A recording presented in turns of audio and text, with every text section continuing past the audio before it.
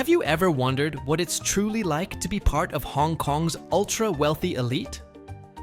The city's skyline may glitter with possibility, but behind those gleaming towers lies a world few ever glimpse.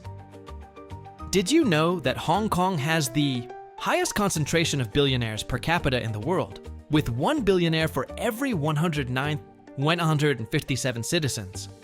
Or that some Hong Kong tycoons maintain centuries-old feng shui masters on retainer with million-dollar annual salaries?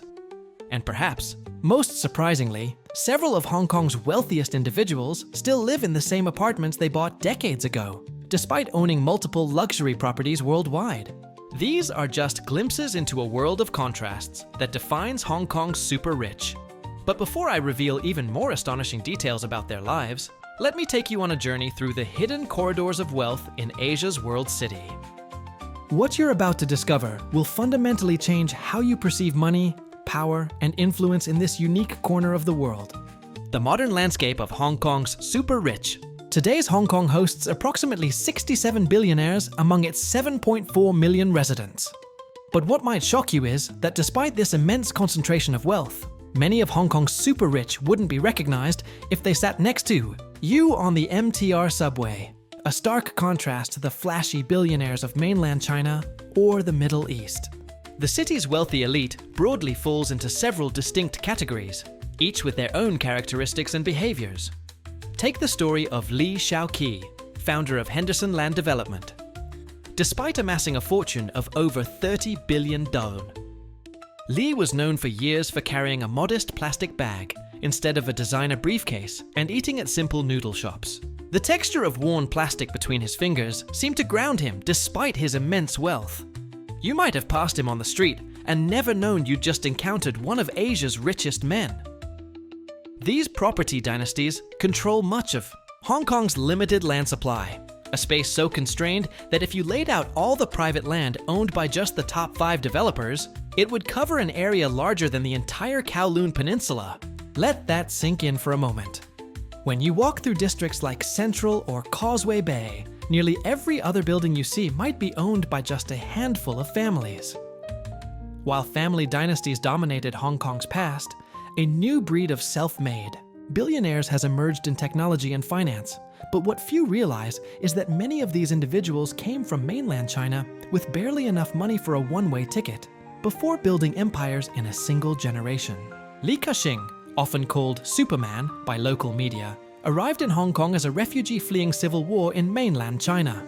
Starting as a plastic flower manufacturer, he felt the rough texture of plastic flowers as he personally crafted samples, the chemical smell filling his small workshop. Today, his conglomerate stretches across telecommunications, retail, shipping, and real estate worldwide. When he walks into a room, the air changes, not just because of who he is, but because of the journey he represents.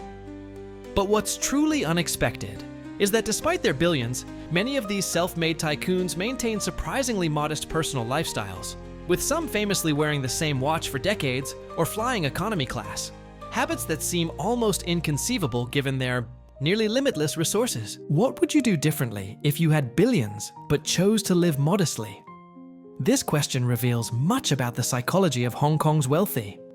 The newest category of Hong Kong's super rich might surprise you. They're increasingly not from Hong Kong at all, but international wealth migrants who have chosen the city as their base, creating an unusual cultural hybrid within the elite circles. These include mainland Chinese entrepreneurs, European finance professionals, American tech investors, and a growing number of Southeast Asian family offices. Together, they've transformed Hong Kong's upper echelons into one of the most internationally diverse wealth communities in Asia. Jack Ma, the founder of Alibaba, has been spotted numerous times in Hong Kong's exclusive private clubs. Though not a permanent resident, his presence reflects the city's role as a refuge and playground for mainland wealth. When he enters one of these hushed establishments, the soft murmur of conversation momentarily pauses as heads turn slightly, recognition spreading across the room without a word being spoken. But perhaps the most counterintuitive aspect of Hong Kong's international wealthy elite is their role in preserving traditional Chinese culture. Many mainland billionaires purchase classical Chinese art and artifacts through Hong Kong auctions. effectively repatriating cultural treasures while simultaneously storing their wealth in portable assets. The distinctive lifestyle of Hong Kong's elite. If you could step into the daily life of Hong Kong's super rich, what would you experience? The answer involves a world of extraordinary contrasts. Contrary to what most people imagine, Hong Kong's wealthiest residents don't typically travel in flashy Italian sports cars. Instead, they prefer to be chauffeured in understated vehicles with license plates worth more than the cars themselves. Some license plates with lucky numbers have sold at auction for over $2 million. Yet the casual observer would never notice their significance. The morning begins early for many tycoons, some rising before dawn, not for meetings, but for Tai Chi. In Victoria Park, where they practice alongside ordinary retirees, you'd witness the gentle swooshing sound of synchronized movement as billionaires and bus drivers alike move through ancient forms in the cool morning air, the scent of dew-covered grass underfoot. By mid-morning, they've retreated to their offices, often in buildings bearing their family names. The elevator doors slide open with a soft ding to reveal a feng shui-optimized office. Water features trickle strategically near entrances to attract prosperity, while office layouts carefully avoid inauspicious angles. The placement of each desk, door, and window has been meticulously calculated by masters of this ancient practice. But here's what few outsiders realize. Despite their immense wealth, Hong Kong's super rich often maintain incredibly demanding work schedules well into their 80s and 90s. Li Ka-shing famously worked 16-hour days well into his 80s before semi-retiring, and many of his peers continue similar regimens, a stark contrast to Western billionaires who often step back decades earlier. What drives this extraordinary work ethic when they could easily retire in luxury? This question reveals a cultural element unique to Hong Kong's wealthy that few outsiders comprehend. For lunch, many tycoons have a surprising preference: casual, dim sum restaurants rather than fine dining establishments. There, surrounded by the hum of conversations and the clatter of dishes, deals worth billions might be discussed over steaming bamboo baskets of har gow and siu mai. You can almost smell the fragrant tea and taste the delicate dumplings as important business is conducted without fanfare. Have you ever wondered what the super rich do to relax? In Hong Kong, the answer often involves exclusive membership clubs, but not the kind you might expect. Eccentricities and cultural peculiarities. Now, prepare yourself for some of the most astonishing aspects of Hong Kong's wealthy elite.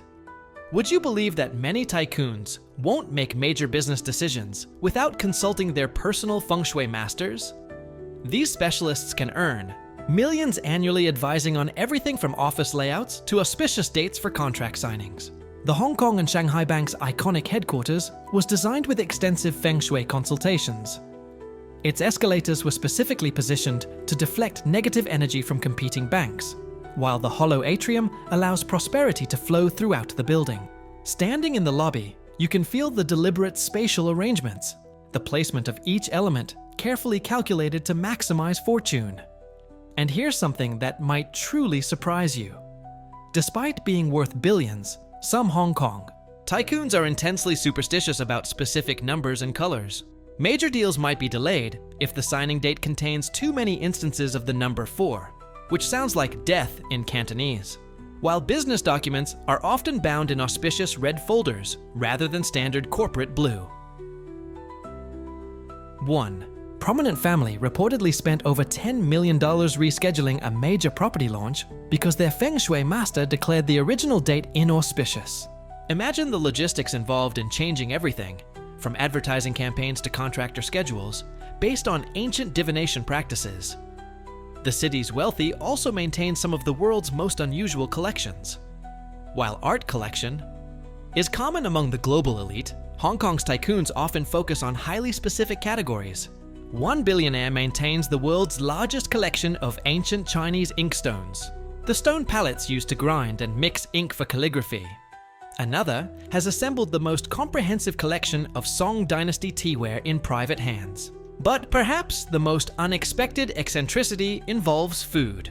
Several of Hong Kong's wealthiest individuals maintain dedicated kitchens and staff solely for preparing traditional Chinese medicinal soups and tonics.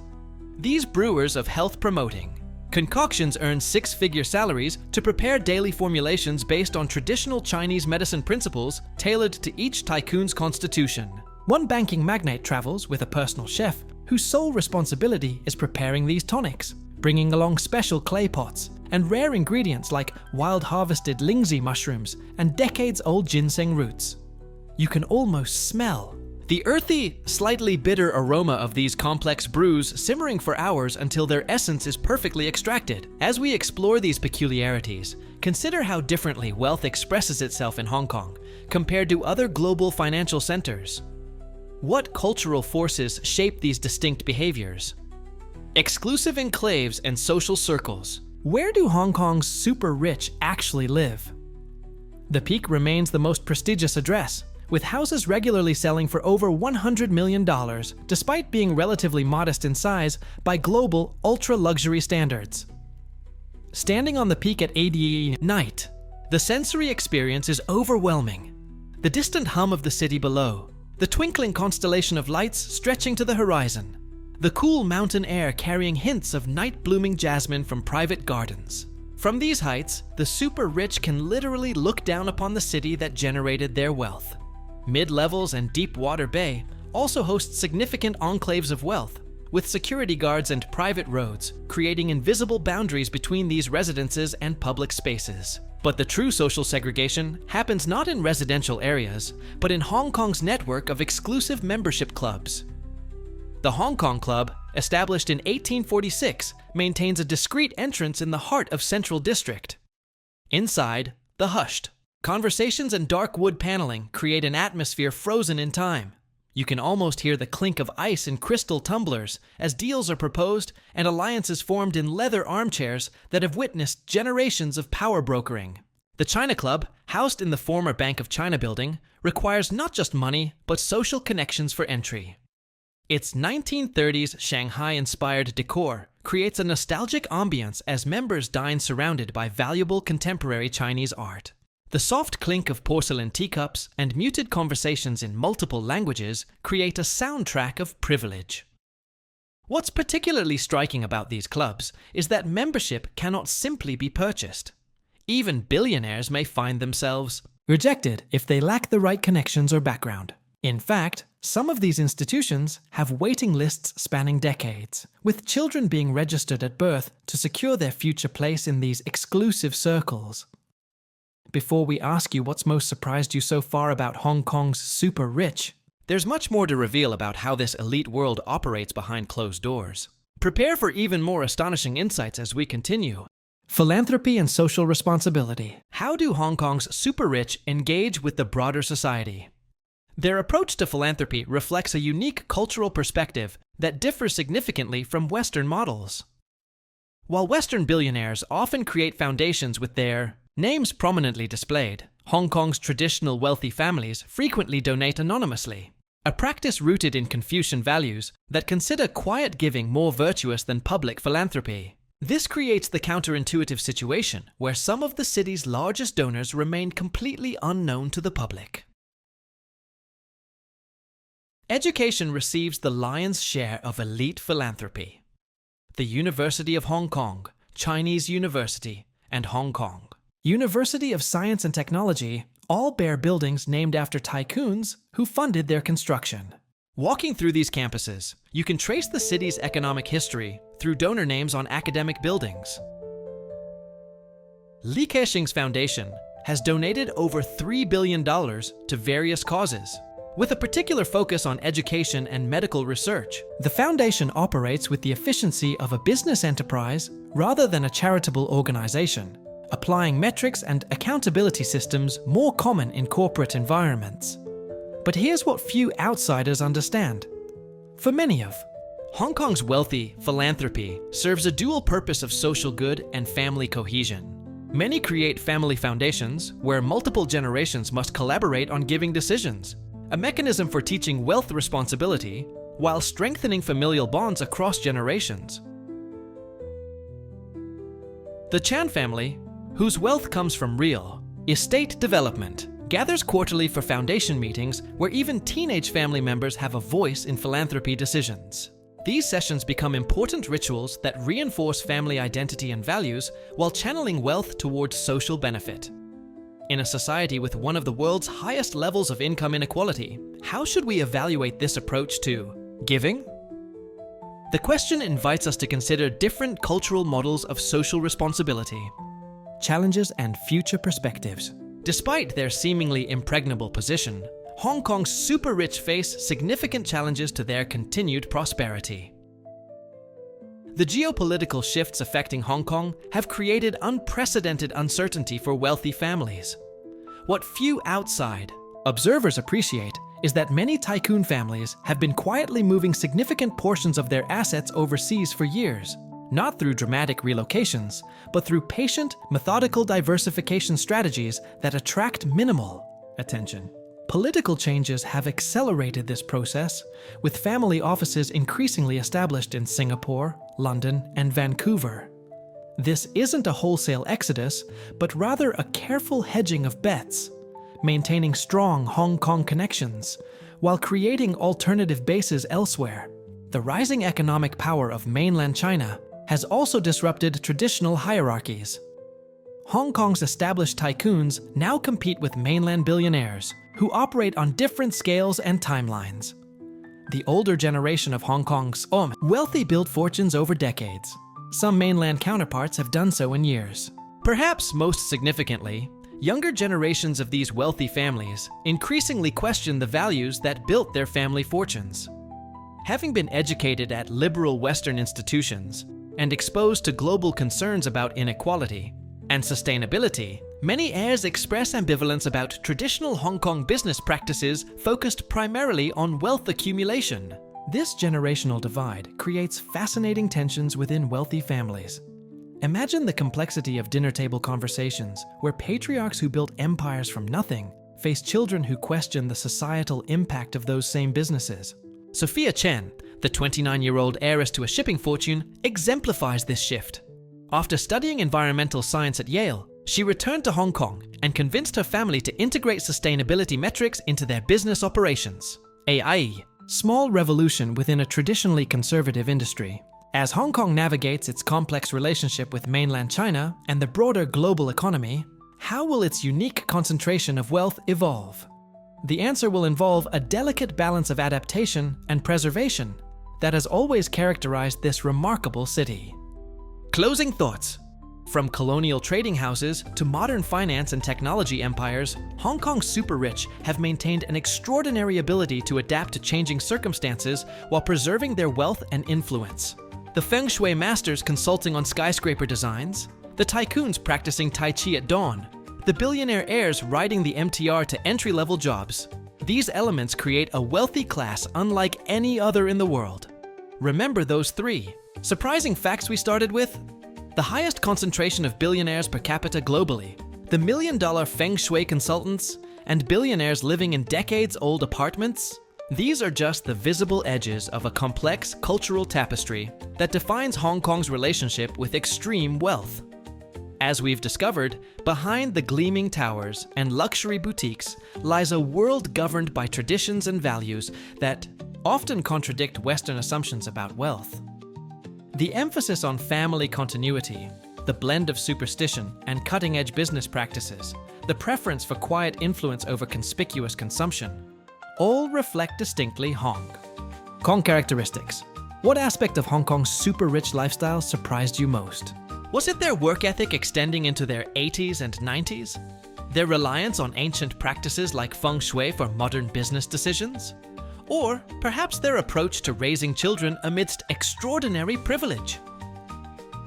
As Hong Kong continues its evolution in a rapidly changing world, its wealthy elite will undoubtedly adapt as they always have, maintaining their unique cultural identity while embracing new opportunities. The secret lives of Hong Kong's super-rich will continue to fascinate, not just for their extravagance, but for what they reveal about the enduring power of cultural values in shaping how wealth is earned, maintained, and transferred across generations.